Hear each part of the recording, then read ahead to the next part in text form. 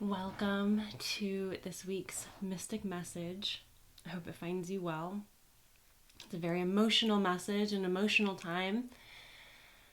And the message of this week is also a message for the new earth, the new reality, the reason that we have been going through what we've been going through, and what so much of this ascension is really all about.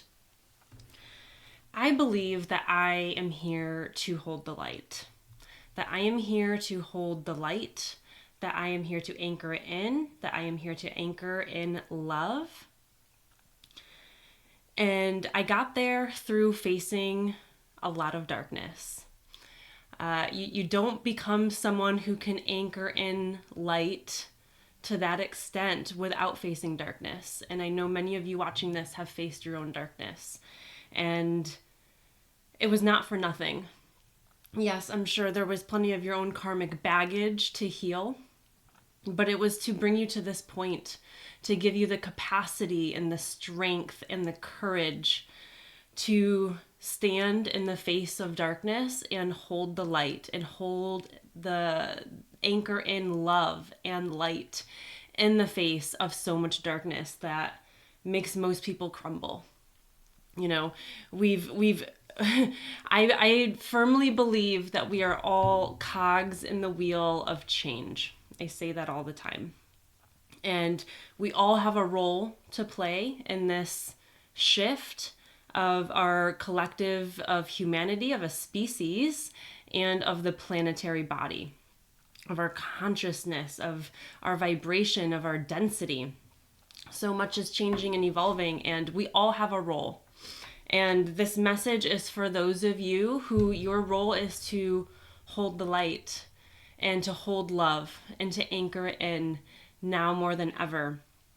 At a time where, it can feel like, are we facing a repeat of history in a not so nice way?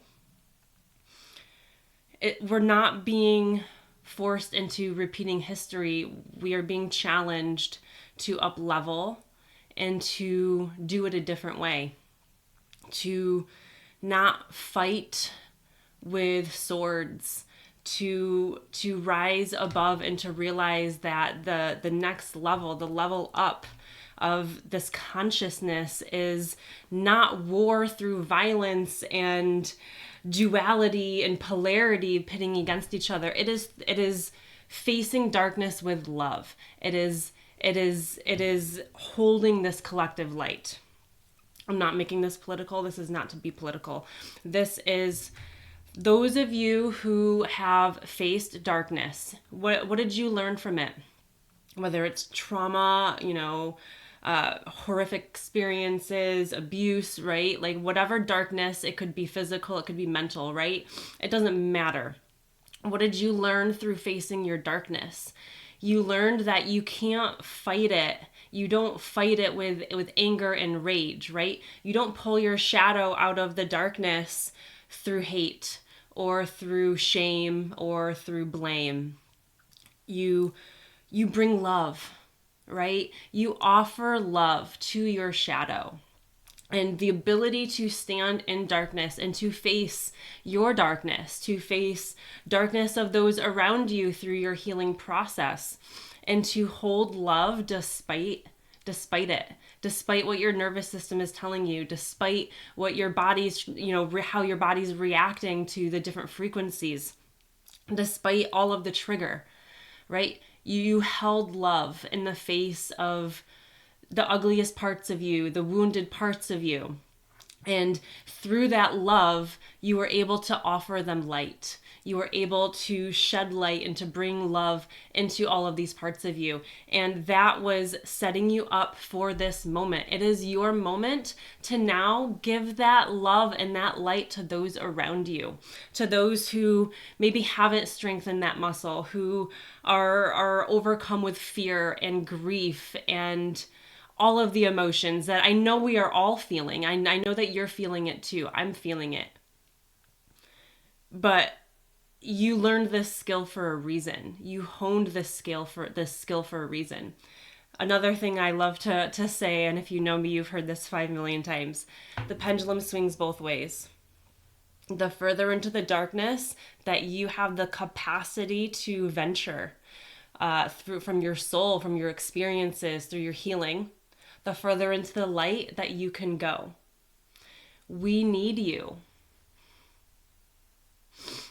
We need you to hold the light, to anchor it in, to offer love. And that doesn't mean being ignorant. That doesn't mean any of that. It means offering, the little bit of help that you can to those who need it, to a kind word, a kind action, opening your heart. Again, even just anchor it into the planet, anchor it into your community. Be light, be love, because that is what we need to move through. That is what we need to evolve. That is what we need moving into what we're trying to create. And this is your moment to really show up. You have not gone on this insane healing journey for no reason. I know the last many years have been really challenging. You have gone to depths that your friends and your family could never understand. You have seen things that they would never believe. You have experienced things that would break many other people. Now is your time. Now is the time. You are so strong. You are so beautiful. You are so amazing. You are brave. You are oozing with courage and sovereignty, and your authenticity, it reaches. And here's one last thing that I do want to share that I do think is important. That can be hope in a time that can sometimes feel hopeless, because we don't want to fall into hopelessness. A message that I received many, many, many years ago was around the impact of our frequency. I'm talking to you, those of you who are listening, those of you who are here to hold the light and hold love and to anchor it in. Your frequency does not cancel out one. So you radiating, you have healed, you have released, you are an embodiment of light and love. And I'm careful when I say, love and light, because I'm not part of the love and light community. Because I believe to be in love and light, you have to have, again, pendulum swings both ways. You found it in the darkness. You found true love and true light on a scale and in a capacity that others have not because of the darkness. I lost my train of thought. We are here to hold this beautiful, beautiful energy. And as you hold it and you radiate it, it is not the equivalent of one kind of toxic or lower frequency person. You're not canceling out one. It is exponential. You holding that frequency is canceling out thousands. I need you to believe that, and I need you to think about that, because that is the power that you hold. We don't need to have like a 50-50 to balance the scales and to flip more towards a lighter kind of future, right? We need those who are ready, who have prepared for this through their life experiences and their soul experiences, to hold the light and to hold love and to offer those little moments of love and safety and calm, to others, right? If you're a healer, this is your time. If you help people with nervous system regulation, this is your time. If you're a volunteer, right, at a shelter or anything, right? This is why you're here. And this is the big moment where it really, really matters. And so it's not a time to crumble. It's a time to come together and to also lean on the other people who are like you, right? Find your healers, find those people also holding the light, and let them hold you when you are starting to feel, like you're lower, right? So that is the message for not just this week, not just this month, but this year, this lifetime in a lot of ways.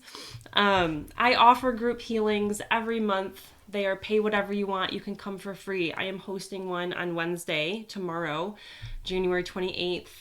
that is really around the heart and love, and deepening it and expanding it so that our capacity can get bigger, so that we can radiate bigger, stronger, deeper, wider, and impact that much more. Right? We've known that the way to fight darkness, again, it is not through fighting. It is through that inner work. It is through holding that light within you. And you know that because you've done it. You've done it. All right. I love you so much.